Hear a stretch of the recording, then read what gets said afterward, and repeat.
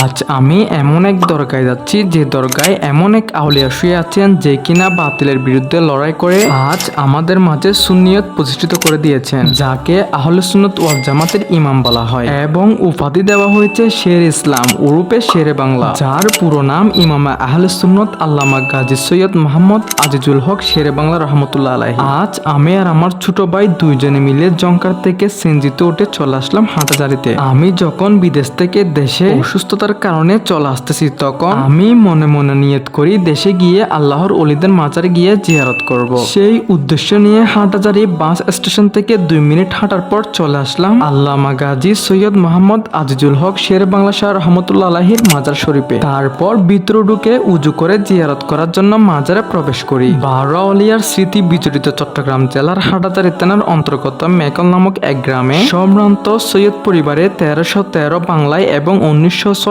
ইংরেজিতে কোনো এক শুভ মুহূর্তে মুজাদ্দিদে দ্বীনে মিল্লাত ইমামে আহলে সুন্নাত আল্লামা গাজী সৈয়দ মোহাম্মদ আজিজুল হক শেরে বাংলা রহমতুল্লাহ আলাইহি জন্মগ্রহণ করেন। তার পিতার নাম সৈয়দ মোহাম্মদ আব্দুল হামিদ এবং মাতার নাম সৈয়দা মাইমুনুন খাতুন। সৈয়দ মোহাম্মদ আজিজুল হক হাটাজারি আল জামিয়াতুল আহলিয়া দারুল উলুম মঈনুল ইসলামে ভর্তি হন। পরবর্তীতে টাইটেল পাশ করার পর তিনি উচ্চশিক্ষা অর্জনের জন্য ভারতে গমন করেন এবং দিল্লির বিখ্যাত ফতেপুর আলিয়া মাদ্রাসার ভর্তি হয়ে আরবি, উর্দু, ফার্সি ভাষায় লিখিত বিভিন্ন শাস্ত্রের উপর পাণ্ডিত্য অর্জন করেন। একই মাদ্রাসা থেকে তিনি দায়রিয়া হাদিস ও ফিকহ শাস্ত্রের প্রথম শ্রেণীর সনদ লাভ করেন। ওইখান থেকে চলে আসার পর সর্বপ্রথম 1932 সালে নিজ গ্রামে মেকল ফকিরহাটে প্রতিষ্ঠা করেন এমদাদুল উলুম আজিজিয়া সুন্নিয়া মাদ্রাসা। তিনি নিজেই ক্রয়কৃত জমিতে নিজেই অর্থ ব্যয় করে মাদ্রাসা স্থাপন করেন। এছাড়া কুতুবুল আউলিয়া সৈয়দ আহমদ শাহ সিরকুরি রহমতুল্লাহ আলাইহি কর্তৃক প্রতিষ্ঠিত এশিয়ার অন্যতম দ্বীনী শিক্ষা প্রতিষ্ঠান জামিয়া আহমদিয়া সুন্নিয়া কামিল মাদ্রাসার প্রতিষ্ঠার ব্যাপারেও ছিল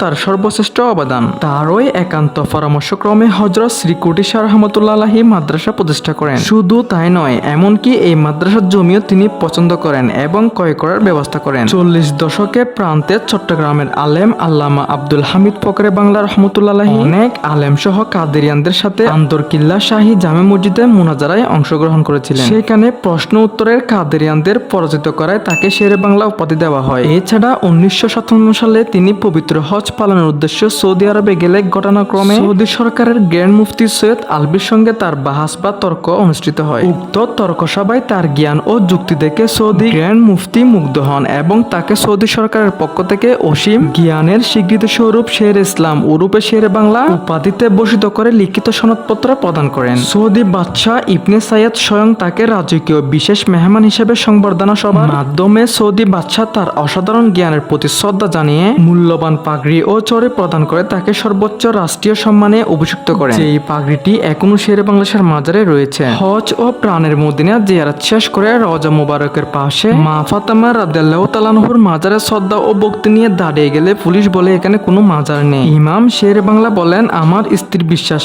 এটাই মা ফাতেমাতুজ জাহরার পবিত্র মাজার। পুলিশ বিশ্বাস না করলে শেরে বাংলা মিশর আল আজহার বিশ্ববিদ্যালয় থেকে সুরক্ষিত কিতাব থেকে প্রমাণ দিলেন এটাই মা ফাতেমার মাজার। চট্টগ্রামের ঐতিহ্যবাহী আন্দরকিল্লা শাহী জামে মসজিদের প্রাক্তন খতিব ও সংস্কারক আল্লামা গাজী সৈয়দ আব্দুল হামিদ বাগদাদী রহমতুল্লাহ আলাইহির কাছে সৈয়দ মোহাম্মদ আজিজুল হক বায়াত গ্রহণ করেন। তিনি শাহ সুফি সৈয়দ আব্দুল হামিদ বাগদাদী রহমতুল্লাহর কাছ থেকে বেলায়েতের সর্বোচ্চ খেলাফত লাভ করেন এবং খলিফায়ে আজম অর্থাৎ প্রধান খলিফা হিসাবে অভিষিক্ত হন। ইমামে শেরে বাংলা বাতিলের বিরুদ্ধে অসংখ্যবার লড়াই এবং বাহাসের মাধ্যমে কুরআন সুন্নতের আলোকে তাদের পরাজয় করে সুন্নিয়ত প্রতিষ্ঠা করেন। অবশেষে 1969 সালে 25 সেপ্টেম্বর 63 বছর বয়সে তিনি দুনিয়া থেকে পর্দা হয়ে যান। হাটহাজারী কলেজ মাঠে অনুষ্ঠিত জানাজায় ইমামতি করেন আল্লামা গাজী মোহাম্মদ নুরুল ইসলাম হাশেমি। প্রতি বছর 12 রজব হাটহাজারী দরবার শরীফে এই পবিত্র বার্ষিক কুরআন শরীফ অনুষ্ঠিত হয়। সো আজকের ভিডিও এই পর্যন্তই। সুন্নিদের মধ্যে হয়তো এখনো অনেকে জানে না কাদের অবদানে